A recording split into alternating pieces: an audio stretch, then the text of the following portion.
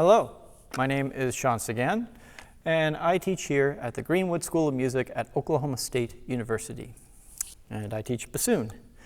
So today I will be playing one of the two etudes that is required for the OkMEA All-State audition. This will be Weissenborn number 34, Andante con moto, quasi allegro moderato. I would like to point out a few general things to keep in mind that may help you in your preparation for this etude. The very first thing I would like to point out is the key. A major is a very tricky key for the bassoon. Most times we run into F sharps and G sharps, which are very complicated on the bassoon if we try to use just our pinky key. I would advise that whenever you see a F sharp followed by a G sharp, or vice versa, that you use the back F sharp key for the F sharp, followed by the front G sharp key for the G sharp. Talking about F sharp as well, the tenor F sharp has a multitude of different fingerings that you can pick from. Sometimes it's very difficult to figure out which fingering would be the most ideal to use.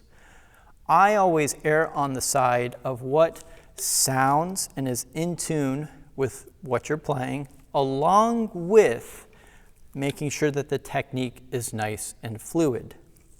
For example, in measure 2, I would highly suggest that you use what I call the B flat variant, meaning that in our right hand we are putting down the first finger, second finger, and the B flat key, along with having fingers 1, 2, and the resonance key down.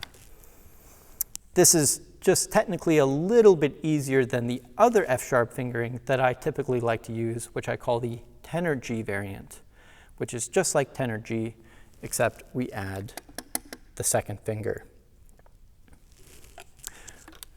The final thing I would like to point out is the dynamic. We are marked piano dolce, and I think it's very important that we think about the dolce more so than the piano. If we focus too much on trying to play very soft, we may run into response issues. However, if we think about making a very beautiful sound, maybe a very light sound, that will instead help us to create a much easier performance where response might not be as big of an issue. I hope you find all of this helpful, and hopefully you enjoy my performance of Weissenborn number 34. Thank you.